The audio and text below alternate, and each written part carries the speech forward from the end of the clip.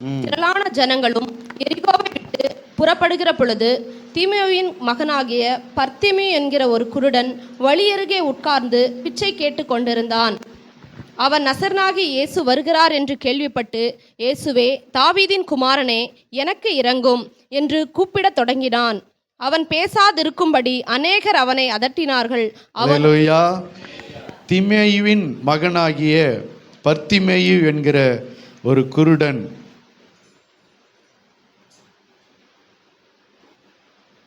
என்ன செய்தான்? வழியருகே உட்கார்ந்து பிச்சை கேட்டு கொண்டிருந்தான். பர்த்திமே என்கிற ஒரு குருடன் வழியருகே உட்கார்ந்து பிச்சை கேட்டு கொண்டிருந்தான். அவன் நஸ்ரேனாகிய இயேசு வருகிறார் என்று கேள்விப்பட்டு, இயேசுவே, தாவீதின் குமாரனை எனக்கு இரங்கும் என்று கூப்பிடத் தொடங்கினான். அல்லேலூயா. ஒரு குருடன் வழியருகே உட்கார்ந்து பிச்சை கேட்டு கொண்டிருக்கிறான். அந்த வழியே யார் வருகிறது? இயேசு வருகிறாரு. இயேசு வருகிறார் என்று கேள்விப்பட்ட மாத்திரத்தில், இயேசு வருகிறார் என்று கேள்விப்பட்டு உடனே அவன் என்ன செய்கிறான்? இயேசுவே, தாவீதின் குமாரனே, எனக்கு இரங்கும் என்று கூப்பிடத் தொடங்கினான். அல்லேலூயா. எத்தனையோ பேர் யூதர்களுக்குள்ள அவரை தாவீதின் குமாரனாக ஏற்றுக்கொள்ள மனதில்லாமல் இருந்தார்கள். இவர் போய் தாவீதின் குமாரனா? இவர்தான் இயேசு கிறிஸ்து, இவர்தான் மேசியாவா? இவர் தாவீதின் குமாரன் கிடையாது என்று சொல்லி அவரை ஏற்றுக்கொள்ள மனதில்லாத இருந்த காலத்தில், ஆனால் யார் ஏற்றுக்கொண்டது அப்படின்னு சொன்னால், ஒரு குருடன், கண்ணு தெரியாத குருடன் அவரை கரெக்டாக தெரிஞ்சிருந்தா, அவர் தாவீதின் குமாரன், அவர்தான் இயேசு கிறிஸ்து என்று சொல்லி அவன் கூப்பிடுகிறான். இயேசுவே, தாவீதின் குமாரனே, எனக்கு இரங்கும் என்று அவன் கூப்பிடத் தொடங்கினான். அவன் பேசாதிருக்கும்படி அநேகர் அவனை என்ன செஞ்சாங்க? அதட்டினார்கள். அல்லேலூயா. அவன் பேசாதிருக்கும்படி அநேகர் அவனை அதட்டினார்கள். அவனோ, தாவீதின் குமாரனே, எனக்கு இரங்கும் என்று முன்னிலும் அதிகமாய் கூப்பிட்டான். அல்லேலூயா. இயேசுவேன்னு சொல்லி கூப்பிட ஆரம்பித்த உடனே அநேகர் அவனை என்ன செய்தார்கள்? அதட்டினார்கள். நம்முடைய வாழ்க்கையில் இயேசுவை நாம் கூப்பிட ஆரம்பித்தால் அநேக ஆவிகள் நம்மளை அதட்டும், அநேக பிசாசுகள் நம்மளை அதட்டும், அநேக பிசாசுகள் நம்மளை தடை செய்யும். ஏன்? நீ யாரை கூப்பிடக்கூடாது? இயேசுவை கூப்பிடக்கூடாது. யாரை தேடக்கூடாது? இயேசுவை தேடக்கூடாது. இயேசுவினிடம் போகக்கூடாது என்று சொல்லி அநேக ஆவிகள் நம்மை தடை செய்வதற்காக அது நம்மை அதட்டும். பேசாதிருக்கும்படி அதட்டும், ஜெபிக்காதபடிக்கு அது அதட்டும். அல்லேலூயா. சபைக்கு போகாதபடிக்கு அது அதட்டும்.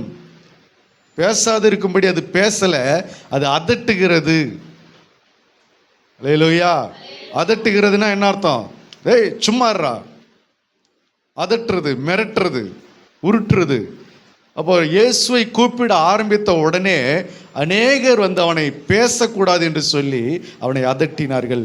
அது அவனுடைய வாழ்க்கையில் மட்டுமல்ல, நம்முடைய வாழ்க்கையிலும் கூட இயேசுவை நாம் கூப்பிட தொடங்கினோம் என்று சொன்னால் அநேக ஆவிகள் என்ன செய்யும்? அதட்டும். நம்ம குடும்பத்தில் இருக்கிற ஆவிகள் அதட்டும். நம்ம குடும்பத்தில் யாரெல்லாம் ஆண்டவரிடத்தில் வராமல் இருக்கிறாங்களோ, யார் இன்னும் கர்த்தரை தேடாமல் இருக்கிறாங்களோ, யார் ரட்சிக்கப்படாமல் இருக்கிறாங்களோ, அவர்களை கொண்டு இந்த ஆவிகள் நம்மளை என்ன செய்யும்? அதட்டும். சர்ச்சுக்கெல்லாம் போகக்கூடாது. அது என்ன பைபிள்லாம் வச்சுன்னுக்கிற? பைபிள்லாம் உள்ளே கொண்டு வரக்கூடாது. அல்லேலூயா. லைட்டாக சவுண்டு கம்மி பண்ணு. அல்லேலூயா. ஓகே. இயேசுவை தேட ஆரம்பித்தாலே இந்த ஆவிகள் எல்லாம் என்ன செய்ய ஆரம்பிக்கும்? அதட்ட ஆரம்பிக்கும், தடை செய்ய ஆரம்பிக்கும். ஆகையினால அவன் என்ன செய்தான் அப்படின்னு சொன்னால், முன்னிலும் அதிகமாய் கூப்பிடத் தொடங்கினான். அந்த அதட்டலுக்கு அவன் பயப்படவில்லை, அவன் அமைதியாகி விடவில்லை. அதை விட அவன் என்ன செய்கிறான்? முன்னிலும், முன்னாடி கூப்பிட்டதை விட இப்போ எப்படி கூப்பிடுறான்? அதிகமாய் கூப்பிடுகிறான். அல்லேலூயா. நீங்கள் இயேசுவை தேட ஆரம்பித்தாலே உங்களுக்கு பல பிரச்சனைகளை இந்த ஆவிகள் என்ன செய்யும்? கொண்டு வரும். எப்படியாவது நீங்கள் ஜெபிக்க கூடாது, எப்படியாவது நீங்கள் சபைக்கு போகக்கூடாது, எப்படியாவது நீங்கள் ஞானஸ்தானம் எடுக்கக்கூடாது, எப்படியாவது நீங்கள் வேதத்தை எடுத்துக்க கூடாது, எப்படியாவது நீ கர்த்தரை தேடக்கூடாது, நேசிக்கக்கூடாது அப்படி என்று சொல்லி இந்த ஆவிகள் எப்படியாவது அது நம்மளை என்ன செய்யும், தடை செய்ய தான் பார்க்கும். ஆனால் பர்த்திமை குருடன் அதையெல்லாம் மேற்கொண்டு முன்னிலும் கூப்பிட்டதை விட இப்போ என்ன செய்கிறான், அதிகமாய் கூப்பிட தொடங்கினான். நம்முடைய வாழ்க்கையில கூட என்ன செய்யணும், தடை வருதா, அதை விட என்ன செய்யணும், இப்போ அதிகமாய் தேடணும். உதாரணத்துக்கு நீங்க அரசியல் எடுத்துக்கொள்ளுங்க. ஒரு முறை அரசியலை தோற்றுவிட்டாங்கன்னா அதோட பின்வாங்கி போயிடுறாங்களா? இல்லை, திரும்ப திரும்ப அந்த அரசியல் என்ன செய்யறாங்க, அதை விட அதிக பலத்தை கூட்டி அந்த அரசியலில் ஜெயிக்கணும், அதில் ஓட்டு வாங்கணும் அப்படின்னு சொல்லி பதவியை வாங்கணும் என்று சொல்லி அதை விட அதிக பலத்தோடு என்ன செய்கிறாங்க, செயல்படுகிறாங்க. ஒரு சினிமாவில் நீங்கள் எடுத்துக்கொள்ளுங்க. சினிமாவில் வாய்ப்பு கிடைக்கலன்னு சொன்ன உடனே வீட்டுக்கு போகலை. இன்னைக்கு பெரிய பெரிய ஸ்டாராக இருக்காங்களே சினிமாவில், அந்த பெரிய பெரிய நட்சத்திரம், பெரிய பெரிய சினிமா ஸ்டார்கள், பெரிய பெரிய சூப்பர் ஸ்டார்லாம், முன்னணி நடிகர்லாம் இருக்கிறாங்களே, அவங்கெல்லாம் வாய்ப்பு கிடைக்கலன்னு தெரிஞ்ச உடனே அவங்க பின்வாங்கிடலை. அந்த ஸ்டுடியோவுக்கு முன்னாடி போயிட்டு காத்து கிடந்து அந்த ஷூட்டிங் பண்ணுற இடத்துல அநேக இடங்கள்ல அநேக நேரங்கள் காத்து கிடந்து அவங்க வாசல்ல வெயிட் பண்ணி எப்படியாவது அந்த சான்ஸ் என்ன செய்யணும், அடைந்து கொள்ளணும் என்று சொல்லி அப்படி தேடி ஓடி பசியும் பட்டினியுமா கடந்து தான் இன்னைக்கு பெரிய நட்சத்திரமா இன்னைக்கு சினிமாவில் என்ன செய்யறாங்க, கோடி கோடியாக சம்பாதிக்கிற பெரிய பெரிய ஸ்டார்களாக இன்னைக்கு செயல்பட்டு கொண்டு இருக்கிறாங்க, நடித்து கொண்டு இருக்கிறாங்க. அல்லேலூயா. அவங்களுக்கு வாய்ப்பு கிடைக்கல உடனே அவங்க பின்வாங்கலை. இன்னைக்கு விளையாட்டு துறையில் பெரிய பெரிய காரியத்தில் சாதிக்கிறாங்கல்ல, ஸ்டேட் லெவலில் போயிட்டு உலக அளவில் போயிட்டு சாதிக்கிறாங்களே, அவங்க எடுத்த உடனே அவங்க வந்து மேலே வரல. அவங்களுக்கு பல தடைகள் தாண்டி தான் அதுக்கப்புறம் தான் இன்னைக்கு அவங்க ஜெயிச்சு என்ன பண்ணியிருக்கிறாங்க, மேலே வந்திருக்கிறாங்க. அல்லேலூயா. கல்வித்துறையில் இன்னைக்கு ஜெயிச்சு படித்து பல பட்டங்களை இன்னைக்கு பெற்ற கல்விமான்கள் இருக்கிறாங்களே, அவர்கள் எடுத்த உடனே மேலே வந்துடல. அவர்களுக்கு பல பாடுகள், பல பிரச்சனைகள், அதையெல்லாம் மேற்கொண்டு தான் அவர்கள் இன்னைக்கு பெரிய பட்டதாரிகளாக இன்னைக்கு விளங்கி கொண்டிருக்கிறார்கள். அல்லேலூயா. அப்போ உலகத்தில் இப்படிப்பட்ட ஒரு சாதாரண காரியங்களுக்கு, ஒரு படிப்புக்காக, ஒரு சினிமாவுக்காக, ஒரு பதவிக்காக, ஒரு விளையாட்டுக்காக, ஒரு சாதனைக்காக, ஒரு கின்னஸில் இடம் பெறணும் என்பதற்காக, ஒரு அவார்டு வாங்கணும் என்பதற்காக பல தடைகள் வந்து அதையெல்லாம் மேற்கொண்டு தான் அவங்க என்ன செஞ்சிருக்கிறாங்க, ஜெயிச்சிருக்கிறாங்க. அல்லேலூயா. ஆனால் ஆவிக்குரிய வாழ்க்கையில் மட்டும்தான் தடைகள் வந்தாலே நம்ம என்ன பண்ணிடுறோம், அப்படியே சோர்ந்து போயிடுறோம். தடைகள் வந்தாலே அப்படியே சோர்ந்து போயிடுறோம். அதை தாண்டி ஜெயிக்கணும் என்ற எண்ணம் கிடையாது. அல்லேலூயா. ஒரு விளையாட்டுத்துறையில் சேரக்கூடிய வாலிபர்கள், மாணவர்கள் இந்த விளையாட்டில் சேர்ந்ததுக்கு அப்புறம் பல பிரச்சனை வருதுன்னு சொல்லிட்டு அவங்க பின்வாங்கலை. ஒரு சினிமாவுக்குள்ள சான்ஸ் வாங்கணும்னு நினைக்கிறவங்க இந்த சினிமாவுக்குள்ள சான்ஸ் கேட்கலான்னு நினைச்சா பல பிரச்சனைகள் வருது அப்படின்னு சொல்லிட்டு அவங்க பின்வாங்கலை. ஒரு படிப்பு விஷயத்தில், படிப்பில் எப்படியாவது நம்ம மேலே வரணும்னு நினச்சி படித்து இரவும் பகலும் உழைச்சி படித்து முன்னேறணும்னு நினைக்கிறவங்களுக்கு பல பிரச்சனைகள் வரும்போது, ஐயோ இந்த படிப்பு ரொம்ப மோசமானது, இதில் பல பிரச்சனை வருது, இனிமேல் இந்த படிப்பே நமக்கு வேணான்னு சொல்லிட்டு அவங்க பின்வாங்கலை. ஆனால் ஆவிக்குரிய காரியம், ஆண்டவரை தேடுகிற விஷயத்தில் தான் பிரச்சனை வந்துருச்சுனாலே உடனே பழியை தூக்கி கர்த்தர் மேலே போட்டு, சபை மேலே போட்டு, ஐயோ ஆண்டவரே வேணாம், இனிமே ஆண்டவருக்குள்ளே போனாலே நமக்கு பல பிரச்சனை வருதுன்னு சொல்லிட்டு ஆண்டவரும் வேணாம், ஆண்டவருடைய சபையும் வேணாம் என்று சொல்லி பின்வாங்கி ஓடி போய் விடுகிறோம். அப்புறம் எப்படி அவர்களெல்லாம் சாதாரண ஒரு பட்டத்துக்காக, ஒரு பதவிக்காக, ஒரு நல்ல ஒரு சான்ஸுக்காக அவர்கள் பல பிரச்சனைகள் வந்தாலும் அதை தாண்டி மேற்கொள்கிறாங்க. ஆனால் நம்முடைய வாழ்க்கைக்காக இன்னைக்கு நம்ம அதை தாண்டுவதற்கு என்ன பண்ணுறதில்ல, முயற்சி பண்ணுறது கிடையாது. உடனே என்ன சொல்லிடுறோம், சோர்ந்து போயிடுறோம். ஐயோ சர்ச்சுக்கு போனாலே பல பிரச்சனை ஆகுது, ஐயோ ஜெபிக்க ஆரம்பித்தாலே பல பிரச்சனை ஆகுது. அவங்களுடைய சாதனையெல்லாம் ஒரு நாள் சாதனை, உலகத்தை சார்ந்த சாதனை. ஆனால் நீங்கள் ஜெயிக்கிற இந்த ஜெயம் இருக்கிறது பாரு, அது பரலோகம் வரைக்கும் பேசும், அது மறுஜென்மம் வரைக்கும் பேசும், அது நித்திய நித்திய காலமாய் பேசும், அது தலைமுறை தலைமுறையாய் பேசும். அல்லேலூயா. அப்படிப்பட்ட ஒரு கிருபைக்காக, அப்படிப்பட்ட ஒரு ஆசீர்வாதத்திற்காக அடி எடுத்து வைக்கிறோம் அப்படி சொன்னா பிசாசு சும்மா இருக்காது. இந்த ஆவிகள் அதட்ட தான் ஆரம்பிக்கும், இந்த ஆவிகள் மிரட்ட ஆரம்பிக்கும், இந்த ஆவிகள் போராட ஆரம்பிக்கும், அதை தடை செய்ய ஆரம்பிக்கும். எப்படியாவது நீங்கள் தேவனிடத்தில் நெருங்காதபடிக்கு அது என்ன செய்யும்? பல பிரச்சனைகளை கொண்டு வரும். ஏன் அப்படின்னு சொன்னா, நீ இதில் நீ அடி எடுத்து வச்சா அந்த ஆசீர்வாதம் உன் தலைமுறை வரைக்கும் செல்லும், உன் பிள்ளைகள் சந்ததி வரைக்கும் செல்லும். எருசலேமின் வாழ்வை காண்பாய், உன் பிள்ளைகளின் வாழ்வை காண்பாய் என்று 128ஆம் சங்கீதத்தில் சொல்லுது இல்லையா?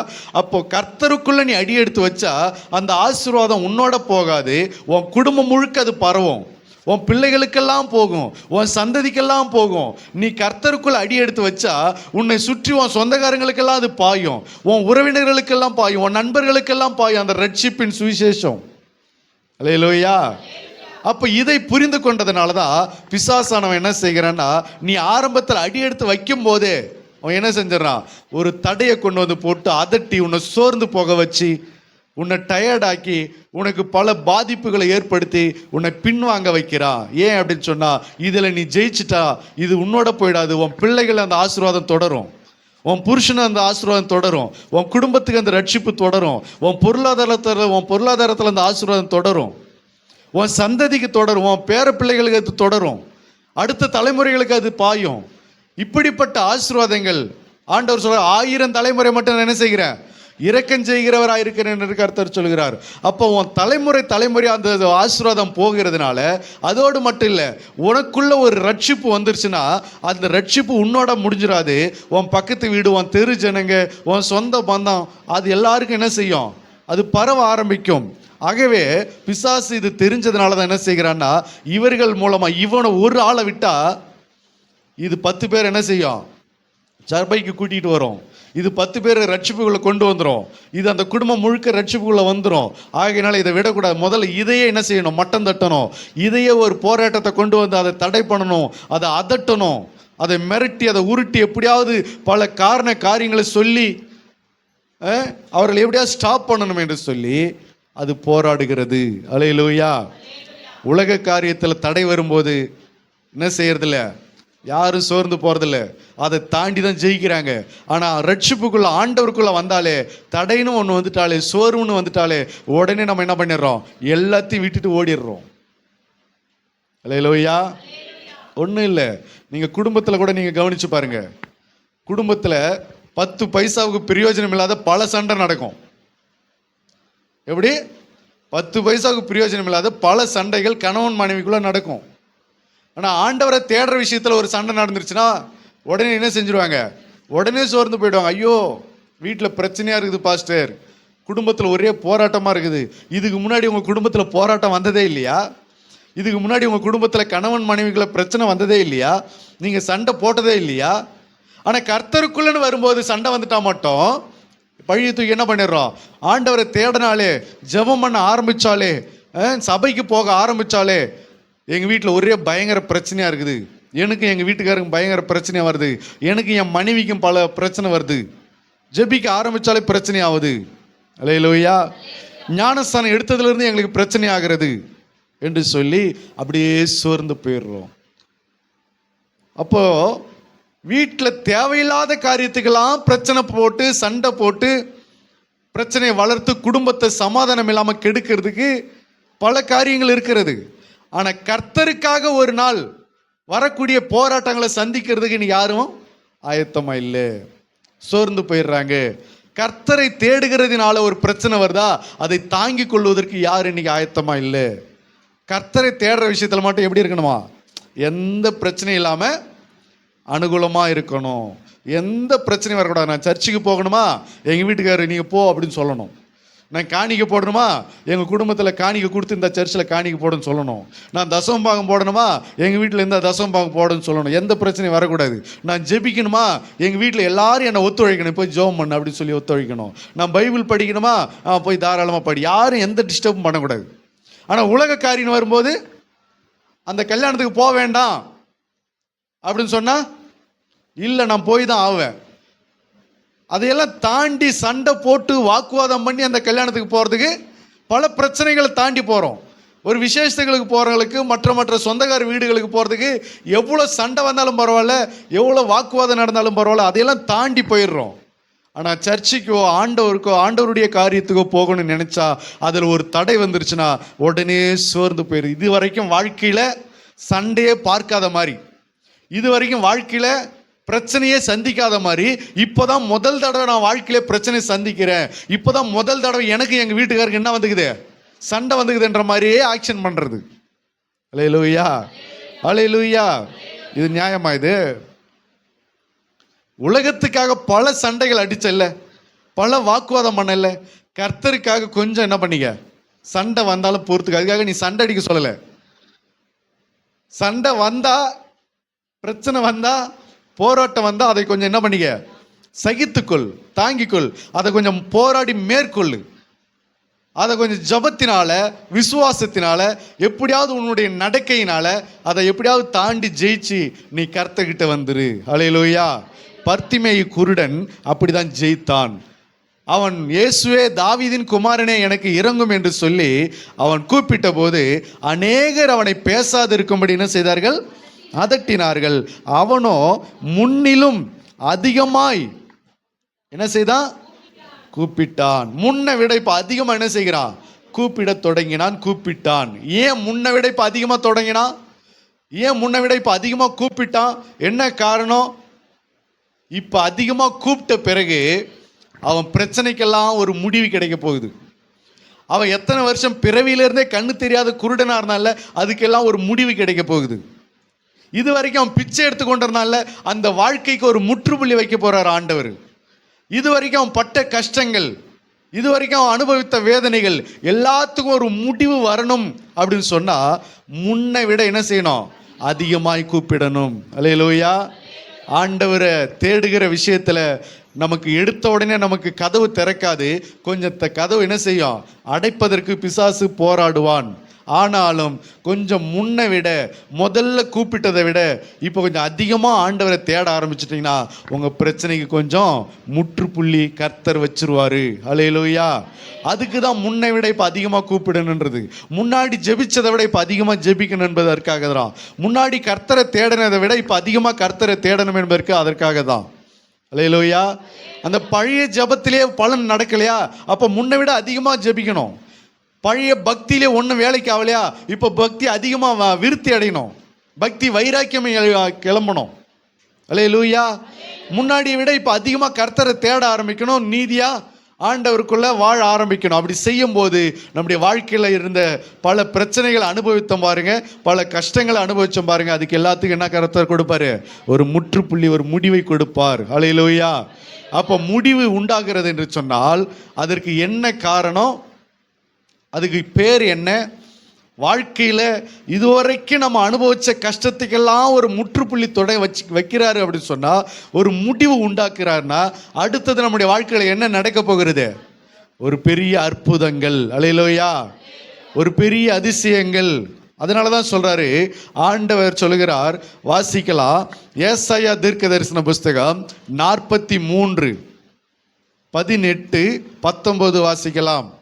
முன்னை விட அதிகமாக கர்த்தரை கூப்பிட்டால் என்ன ஆண்டவர் செய்வார் அப்படி சொன்னா, முந்தினவைகளை நினைக்க வேண்டாம், முந்தினவைகளை நினைக்க வேண்டாம், பூர்வமானவைகளை சிந்திக்க வேண்டாம், பூர்வமானவைகளை சிந்திக்க வேண்டாம்.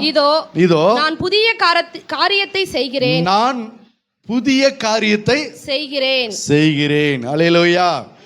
முன்னை விட அதிகமாக கர்த்தரை கூப்பிடும் போது கர்த்தர் நமக்கு அடுத்தது என்ன செய்கிறாரு, புதிய பழைய காரியங்களுக்கு முற்றுப்புள்ளி வச்சு கர்த்தர் நம்முடைய வாழ்க்கையில் புதிய காரியத்தை செய்கிறார். இதோ நான் புதிய காரியத்தை செய்கிறேன். அல்லேலூயா. என்ன சொல்றாரு, இதோ நான் புதிய காரியத்தை செய்கிறேன், அது இப்பொழுதே தோன்றும், அறியீர்களா என்று கர்த்தர் கேட்கிறார். பர்த்திமேயனுடைய வாழ்க்கையில கர்த்தர் புதிய காரியத்தை செய்யும் போது அவர் எப்படி செய்கிறார் என்பதை நீங்க பார்க்கலாம். இயேசு நின்று அவனை அழைத்து வர சொன்னார்.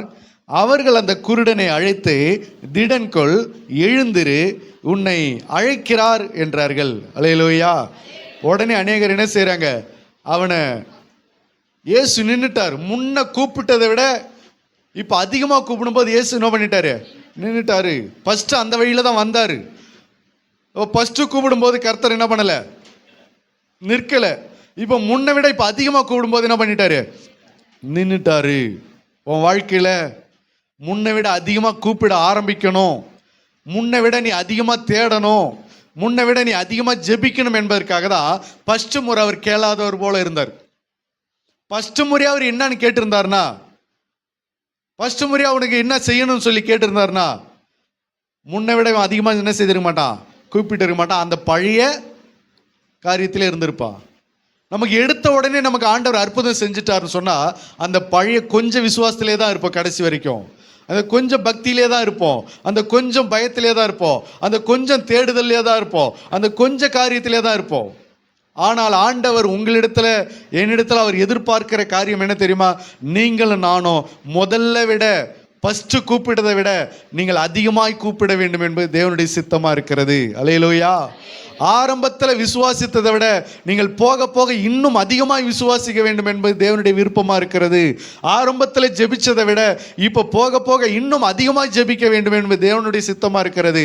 அதனால தான் ஒரு ஃபஸ்ட்டு முறை என்ன பண்ணலை? அமைதியாக இருந்தார். ஃபஸ்ட்டு முறை கூப்பிட்டதுக்கு கர்த்தர் கேட்டிருக்குமா? கேட்டிருக்காதா? கேட்டது. ஆனாலும் ஏன் அமைதியாக இருந்தாருன்னா, இவன் முன்னை விட என்ன செய்யணும்? அதிகமாக கூப்பிடணும். அல்லேலூயா. முன்னை விட அதிகமாக வளரணும். ஆவிக்குரிய வாழ்க்கையில் கர்த்தரை தேடுகிற ஜீவியத்தில் விட இப்போ நீ அதிகமாக என்ன செய்யணும்? வளரணும். ஒரு கம்பெனியில் போயிட்டு வேலைக்கு போகிறோம். வேலைக்கு போகும்போது ஃபஸ்ட்டு ஒரு 5000 ரூபாய் சம்பளம் கொடுக்குறாங்க. மாத சம்பளம் 5000 ரூபாய் கொடுக்குறாங்க. நம்முடைய எதிர்பார்ப்பு என்ன? இப்போ வேலை செய்து ஒரு 5 வருஷம் ஆயிடுச்சு, இன்னும் 5000 ரூபாய்க்கே வேலை செஞ்சுக்கிட்டு இருந்தோம்னா நம்முடைய எதிர்பார்ப்பு என்னவா இருக்கும்? ஃபஸ்ட்டு கொடுத்தா அந்த 5000 ரூபாய் கொடுங்க நான் எதிர்பார்ப்போம். சலிச்சிக்க மாட்டோம். என்னென்ன வேலை செய்து 5 வருஷம் ஆகுது, 5 வருஷமாக இந்த கம்பெனியில் வேலை செய்கிறேன், கொஞ்சம் கூட சம்பளத்தை என்ன பண்ண மாட்டேங்கிறாங்க? ஏற்றி கொடுக்க மாட்டேங்கிறாங்க, சம்பளத்தை அதிகமாக்க மாட்டேங்கிறாங்க. அப்போ இன்னும் நான் எத்தனை வருஷம் இங்கே வேலை செய்கிறது? அப்போ திரும்ப நம்ம அந்த இடத்துல வேலை செய்ய பிடிக்குதா? இல்லை. அதை விட்டு வெளியில் வர ஆரம்பிக்கிறோம். ஏன்? சம்பளம் ஆரம்பத்தில் கொடுத்த சம்பளம் ஓகே, ஃபஸ்ட்டு போயிட்டு வேலை செஞ்சோம், அப்போ புதுசு, அதனால் ஒரு 5000 ரூபாய் ஓகே. ஆனால் இப்போ பல வருஷங்கள் ஆயிடுச்சு, அதில் நம்ம சீனியராக மாறிட்டோம், நிறைய உழைக்கிறோம். இப்போ சம்பளத்தை என்ன செய்கிறோம்? ஏற்றி கொடுக்க சொல்லி எதிர்பார்க்குறோம். நமக்கு தேவைகள் அதிகமாக இருக்கிறது, நமக்கு பிரச்சனைகள் அதிகமாக இருக்கிறது. ஆரம்பத்தில் 5000 ரூபாய் கொடுத்தா போதுமானதாக இருந்தது, இப்போ நமக்கு 10000 ரூபாய் கொடுத்தாலும் என்ன பண்ணலை? பத்தலை. அதனால் இன்னும் கொஞ்சம் சம்பளத்தை அதிகமாக ஏற்றி கொடுத்தா நல்லா இருக்குமேன்னு சொல்லி எதிர்பார்க்கிறோம். அப்போது ஆரம்பத்தில் நீ ஜெபிச்ச ஜெபம் போதும், பரவாயில்ல. ஆனால் இன்னும் போக போக உன் குடும்பத்துக்கு ஜெபங்கள் அதிகமாய் தேவைப்படுகிறது, இன்னும் உன் பக்தி அதிகமாய் தேவைப்படுகிறது. ஆரம்பத்தில் நீ கூப்பிட்டது போதும், ஆரம்பத்தில் நீ ஜெபிச்சது போதும். ஆனால் இனிமே சம்பவிக்க வேண்டிய காரியங்கள், உலகத்தில் நடக்க வேண்டிய காரியங்களுக்கும், குடும்பத்தில் நடக்க வேண்டிய காரியங்களுக்கும், சமுதாயத்தில் நடக்க வேண்டிய காரியங்களுக்கும் கர்த்தர் அதே ஜெபத்தில் இருக்க சொல்லி எதிர்பார்க்கல, இன்னும் உன் ஜெபத்தை என்ன செய்ய எதிர்பார்க்கிறாரு? அதிகமாக்க எதிர்பார்க்கிறார். அதனால தான் முன்னிலும் அதிகமாய் நீ இன்னும் கர்த்தர் என்ன செய்யணும்? தேட வேண்டும் என்று கர்த்தர் சொல்கிறார். ஹல்லேலூயா. உதாரணத்துக்கு நீங்கள் ஒரு காரியத்தை நீங்கள் கவனிங்க. ஆரம்பத்தில் எகிப்தை விட்டு இஸ்ரவேலர் வந்தாங்க, செங்கடலுக்கு முன்னாடி நிற்கிறாங்க. அப்போ அவங்களுக்கு யுத்தம் பண்ண தெரியாது, செங்கல் அறுத்து தான் பழக்கம். அப்போ யுத்தம் பண்ண தெரியாது. அப்போ அவங்களுக்கு கிடைத்த வார்த்தை என்ன? பார்வோனையும் அவன் படைகளையும் கண்டு அவங்க பயப்படும் போது அவங்களுக்கு கொடுத்த வார்த்தை என்ன? நீங்கள் சும்மா இருப்பீர்கள், கர்த்தர் உங்களுக்காக யுத்தம் பண்ணுவார். நீங்கள் சும்மா இருங்க, கர்த்தர் உங்களுக்காக என்ன பண்ணுவார்? யுத்தம் பண்ணுவாருன்னு சொன்னார். கானானுக்குள்ள போற வரைக்கும் அவங்களுக்கு அதே வார்த்தையை சொன்னார். அதுக்கப்புறம் இவங்களே என்ன செய்ய ஆரம்பிச்சிட்டாங்க? யுத்தம் பண்ண ஆரம்பிச்சுட்டாங்க. அப்போதைக்கு நீ யுத்தம் பண்ண தேவையில்ல, சும்மா இருப்போதும், நான் பார்த்துக்கிறேன் ஆண்டவர். இனிமே போக போக போக கானானை நெருங்க நெருங்க நெருங்க வருஷங்கள் கிடக்க, இப்போ நீ என்ன செய்யணும்? யுத்தம் பண்ண பழகி கொள்ளணும். இனிமேல் நீ யுத்தம் பண்ணணும், யுத்தத்தில் நீ இறங்கிடணும். அல்லேலூயா. அப்போ ஆரம்பத்தில் ஆண்டவர் என்ன சும்மா தான் இருக்க சொன்னார். அதனால கானான் போகிற வரைக்கும் நான் சும்மா தான் இருப்பேன்னா உனக்கு பைத்தியம் பிடிச்சிருச்சுன்னு அர்த்தம். அல்லேலூயா. உனக்கு இன்னும் புரியலன்னு அர்த்தம். ஒரு குழந்தை பிறந்துச்சு, பிறந்த அப்போ சின்ன குழந்தையா இருக்கிறான், அவன் அங்கேயும் இங்கேயும் ஓடி விளையாடுறான். இப்போ அவன் என்ன பண்ணுறான்? சும்மா இருறான் ஒரு இடத்துல. எதுக்குடா இப்படி ஓடியாடுற அப்படின்னு சொல்லி குழந்தை என்ன செய்கிறான், சும்மா இருக்க சொல்கிறோம். இப்போ அவனுக்கு வயசு 25-30 ஆகுது. இப்போ எதுக்குடா வீட்டை விட்டு வெளியில் போகிற, சும்மா இருறா, எதுக்குடா வேலைக்கு போகிற, சும்மா இருறான்னு சொல்ல முடியுதா? ஏன், இப்போ தேவைகள் அதிகம், அவனுக்கு இப்போ பொறுப்பு அதிகம், குடும்ப பாரம் அதிகம், குடும்பத்தின் தேவைகள் சந்திக்கப்படணும். இப்போ அவன் சும்மா இருக்க நாமளே என்ன செய்ய மாட்டோம், விட மாட்டோம், உட்கார வைக்க மாட்டோம். அவனை ஓடி வேலை செய்ய சம்பாதிக்க நாமளே என்ன பண்ணுவோம், துரிதப்படுத்துவோம். அல்லேலூயா. அப்போ தேவைகளும் பிரச்சனைகளும் அதிகமாகும் போது இன்னும் முன்னிலும் என்ன செய்யணும், அதிகமாய் கூப்பிட வேண்டும். அல்லேலூயா. உங்கள் குடும்ப பிரச்சனையை நீங்கள் பார்க்குறீங்களே, முதல்ல இருந்த மாதிரி இப்போ இருக்குது. முதல்ல லைட்டாக இருந்துச்சு பிரச்சனை, பரவாயில்ல தாங்கி கொள்கிற மாதிரி இருந்தது. இப்போ இருக்கிற பிரச்சனை அதிகமாக இருக்குது. அப்போ இப்போ என்ன செய்யணும், முன்னிலும் இப்போ அதிகமாக நீங்கள் கர்த்தரை தேடணும், முன்னிலும் அதிகமாக இப்போ ஜெபிக்கணும், முன்னிலும் கர்த்தரிடத்தில் நெருங்கணும். அப்போ நான் லைட்டாக ஒரு 5 நிமிஷம் தான் ஜெபம் பண்ணேன், இப்போ பல பிரச்சனை ஓடி இருக்குது, இன்னமும் நான் 5 நிமிஷம் தான் ஜெபம் பண்ணுறேன்னு சொன்னால் அந்த 5 நிமிஷம் ஜெபத்தை வச்சு என்ன பண்ண முடியாது, குடும்ப பிரச்சனையை சரிகட்ட முடியாது, மாற்ற முடியாது. அல்லேலூயா. அன்னைக்கு கொஞ்சமாக இருந்தது பிரச்சனை, அதனால கொஞ்சம் ஜெபம் போதுமா இருந்தது, உனக்கு அன்றைக்கி ஜெபிக்க தெரியாது, அதனால் ஓகே. ஆனால் இன்னைக்கு பல பிரச்சனைகளாகி நீ பல வருஷங்கள் சபைக்கு வந்து இன்னமும் நீ அந்த 5 நிமிட ஜெபத்திலே நீ இருக்கிற அப்படின்னு சொன்னால் அது போதாது. ஆண்டவர் சொல்கிறாரு, நீ முன்னிலும் இப்போ என்ன செய்யணும், அதிகமாய் கர்த்தரை நோக்கி கூப்பிட வேண்டும். அல்லேலூயா. இப்போ அவன் முன்னிலும் அதிகமாய் கூப்பிட்ட பிறகு இயேசு நின்றுட்டாரு. நின்று அவனை அழைத்து வர சொன்னார். அவர்கள் அவனை அழைத்து, திடன்கொள், எழுந்திரு, உன்னை அழைக்கிறார் என்றார்கள். உடனே அவன் தன் மேல் வஸ்திரத்தை எறிந்துவிட்டு எழுந்து இயேசுவினிடத்தில் வந்தான். இயேசு அவனை நோக்கி, நான் உனக்கு என்ன செய்ய வேண்டும் என்கிறாய் என்றார். அதற்கு அந்த குருடன், ஆண்டவரே, நான் பார்வை அடைய வேண்டும் என்றான். அல்லேலூயா. அல்லேலூயா. உடனே இப்போ இயேசுவின் இடத்துல வந்துட்டான். அவனை அழைத்து வந்தாங்க. அழைத்து வந்த பிறகு அவன் என்ன செய்கிறான், உடனே அவன் தன் மேல் வஸ்திரத்தை எறிந்துவிட்டு எழுந்து இயேசுவினிடத்தில் வந்தான். அல்லேலூயா. இயேசுகிட்ட வரும்போது என்ன செய்கிறான், மேல் வஸ்திரம் என்ன அர்த்தம், ஒரு சால்வை போட்டுக்கிட்டு இருந்திருப்பான். ஏன்னா அவன் பிச்சை எடுக்கிறான், குளிர்லையும் வெயில்லையும் உட்கார்ந்து பிச்சை எடுக்கிறான், வீதியில் வழியில் உட்கார்ந்து பிச்சை எடுக்கிறான். அப்போ அவன் மேலே ஒரு பழைய வஸ்திரத்தை போட்டு கொண்டு இருக்கிறான். அந்த மேல் வஸ்திரத்தை எரிந்து விட்டு எழுந்து எங்கே வந்தானா, இயேசுவின் இடத்துல வந்தான். அல்லேலூயா. ஆண்டவர் இடத்துல வரும்போது பழைய வஸ்திரத்தை என்ன பண்ணக்கூடாது, கொண்டு வந்து அப்படியே இருக்கக்கூடாது. பழைய வஸ்திரம்னா என்ன அர்த்தம், நம்ம வீட்டில் இருக்கிற பழைய வஸ்திரம் கிடையாது. இயேசுகிட்ட வந்தோன்னா அப்போ எல்லா வஸ்திரத்தையும் எல்லா துணிமணிலாம் தூக்கி போகி கொளுத்துற மாதிரி கொளுத்திடணுமா பாஸ்டர், அப்படி இல்லை. இயேசுனிடத்தில் வரும்போது அவன் ஏன் வஸ்திரத்தை தூக்கி எறிந்து விட்டு வந்தான், ஒருவேளை அது அவனுக்கு தடையாக இருந்திருக்கலாம். அது அவனை எழுந்து போகிற அந்த உற்சாகத்தை அது கொஞ்சம் தடை செய்கிற மாதிரி இருந்திருக்கலாம். சில நேரங்களில் பெண்கள் துணிமணி எல்லாம் போத்தின்னு எல்லாம் உட்காந்துருந்தாங்க, திடீர்னு கூப்பிட்றாருன்னு எழுந்து ஓடும்போது என்ன பண்ணுவாங்க, காலில் துணி சிக்கும். பார்த்துக்கிறீங்களா?